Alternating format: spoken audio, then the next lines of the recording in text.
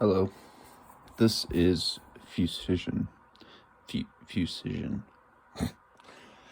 A word I made up to describe something that, let's see, every so often you'll get some ideas that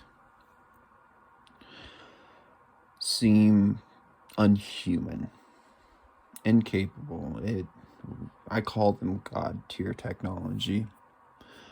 Fusission is a word I derive to explain an invention I had in my head that I thought could deconstruct matter, create matter from that deconstruction, and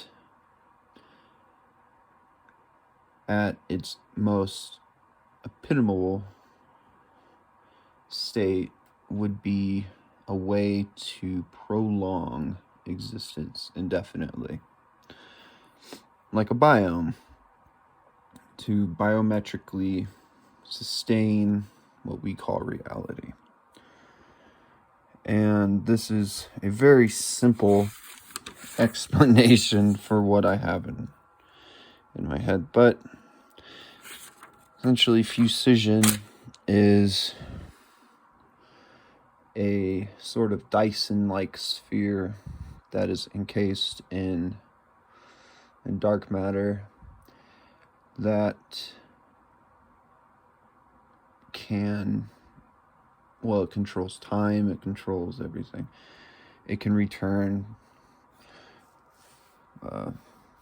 all positions and vectors of interactions and entropy back to a prior moment.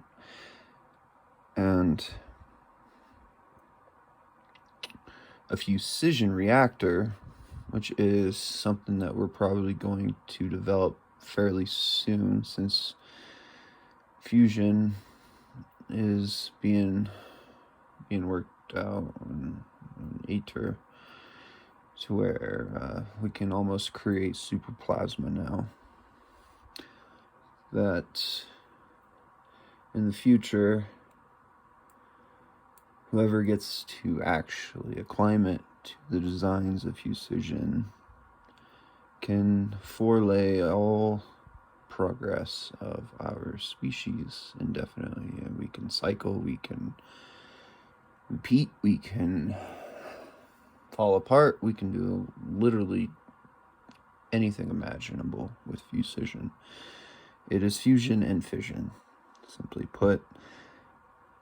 And a fusion reactor can break down particles to a most subatomic and subquantum state, manipulate that in, whether it's colored glass condensate, super plasma, or just a perfect advancement of chemistry. It is a biome that would allow us to, I think I already explained it, but I had something else to point out.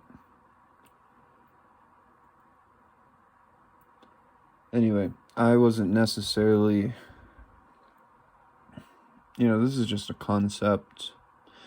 Or if you were to look at those old magazines from the 30s and 40s, this is the future day, and all that stuff. Well, Fusission is something plausible, most certainly. And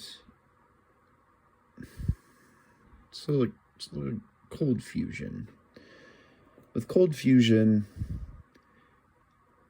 you are deconstructing and reconstructing in a different molecular format. And you can, if we had a perfect vacuum, you could probably have cold fusion. It's all about just taking the charge and applying it back once you figured out how to construct nucleuses of atoms. And So recently I've been pondering, why can't we take alpha particles, shoot them at a plasma field, and create helium? Why isn't that fusion? Why doesn't it happen? Well, the probability of an alpha particle encountering, two electrons, even in a plasma, it's it would take us like trillions of years, right, of shooting alpha particles. And so with superplasma, it is a state of matter that exists at the center of stars, supernovas, supermassive black holes. It's essentially the core of a black hole, where an infinite density provides an infinite probability of interaction between particles. And though the superplasma I'm referring to